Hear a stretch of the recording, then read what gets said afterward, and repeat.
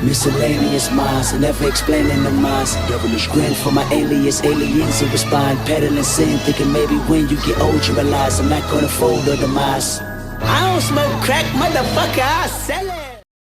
What is going on, everybody? This is the Miscellaneous Minds Podcast. I'm your co-host, Boomer Gato, the cat that hands your lightweight championship back. And to my left over here is the main man, Jesus Dinero, the man that makes the fat stacks. Together we form the dynamic duo that won't die. Deadly ideas, but spicier content than your girl's OnlyFans.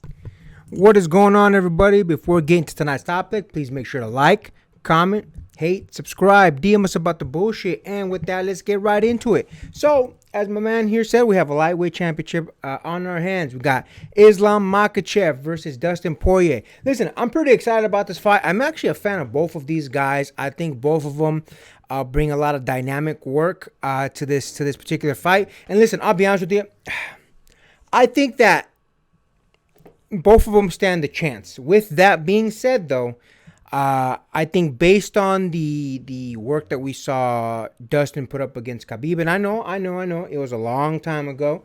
Sslam has a little bit more, I guess, intel, so to speak, on what he could do to come up against Dustin. Now, in that particular fight, it was actually pretty interesting because Dustin was this close to submitting Khabib, and even Khabib admitted that was probably the closest he's ever come to giving up.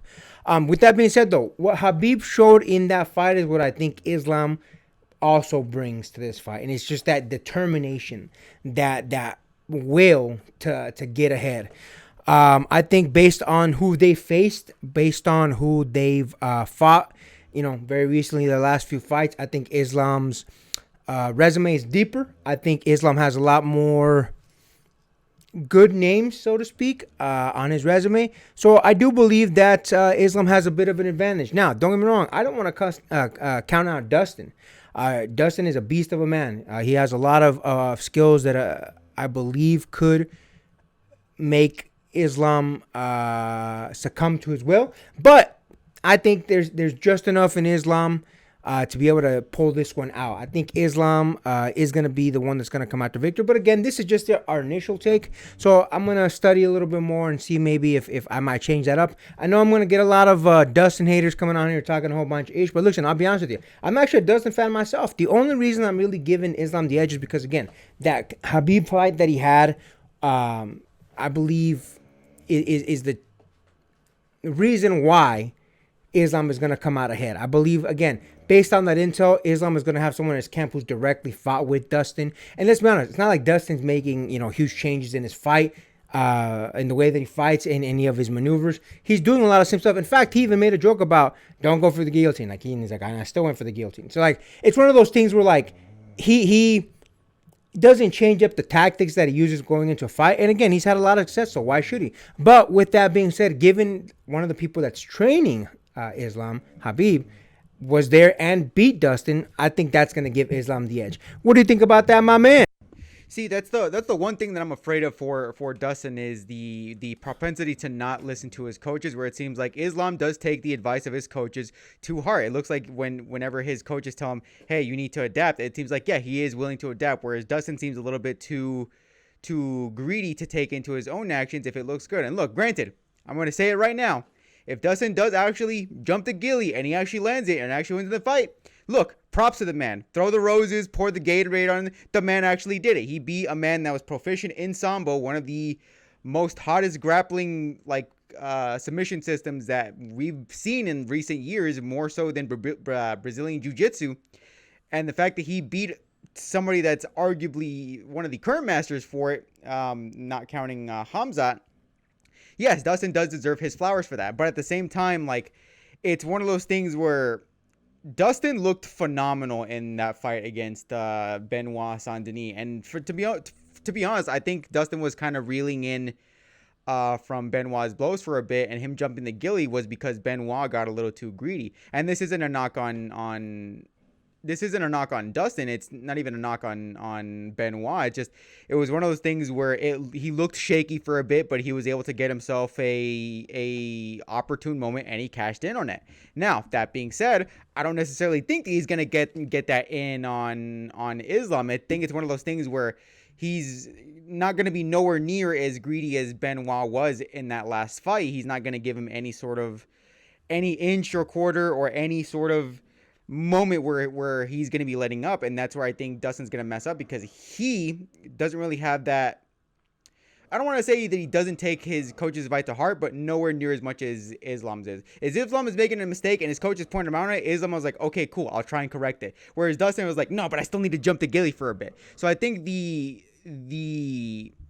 his action of not taking his coach's advice entirely to heart, which again is critical if you're making a mistake, especially if he was making his one as blatant for constantly jumping the guillotine. He just happened to grab onto one that finally latched on, and that was the one that won him the fight. But still, I was like, in principle, you kind of have to listen to your coaches if you're spamming a mistake. Again, the same way that who just fought Max Holloway and kept doing the duck and roll and kept leaning into the spinning heel kick. Justin Gaethje. The same way that Justin Gaethje kept spamming that move, I feel like that was Dustin spamming a move, and one of them actually linked. Granted, it was the critical one, but still, you're spamming a mistake nonetheless, my man, and you arguably got lucky with that last one. Granted, you secured it, so I mean, props to you. I congratulate you on that. But is it going to work the second time around? But how do you think? Am I too off in that analysis, or what? Listen, man, I'll be honest with you. I think that there's a number of ways that this could turn out. I don't know if he's going to jump the guillotine as much as you think he's going to. I don't get me wrong. He made a joke, and again, he basically saying, if I feel like it, I feel like it. But I think doing that against Islam, I think it'd be a mistake. And if he does it, then unfortunately he deserves to lose. I think it's one of those concepts where, listen, Dustin Poirier is an all-around good fighter. And what I mean by that is he does some stuff on the ground. He's great at striking, which is what really has been shining as of late. I think he's well-rounded. I don't think he's phenomenal in any one particular thing, but he's all around good in different avenues. With that being said, Islam is really, really, really good in a particular facet. It's wrestling. So I think it's going to become one of those things. I think much like Habib, it's going to be a wrestling match. I think that's what Islam is going to turn it into. And I do personally think that Islam turning this into a wrestling match is going to be to the ultimate benefit of Islam.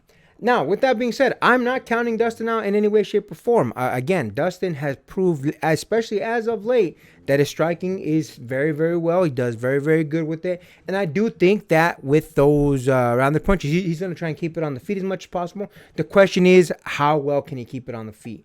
I know a lot of people are going to bring up that the last fight that Islam had against Volkanovski, basically, TKO'd him, knocked him out, standing, but that's not typical for Islam, so I wouldn't bet that it's going to be kept standing. Also, I would be pretty comfortable saying that Dustin brings a little bit more power than Volkanovski. Not to say he doesn't, just, I do think Dustin is the stronger fighter. Now, with that being said, I believe that Islam's going to take it. I don't think you're completely off. I just don't think if he keeps going for the guillotine as much as he did before, it's a huge mistake, and I think he's going to deserve that L.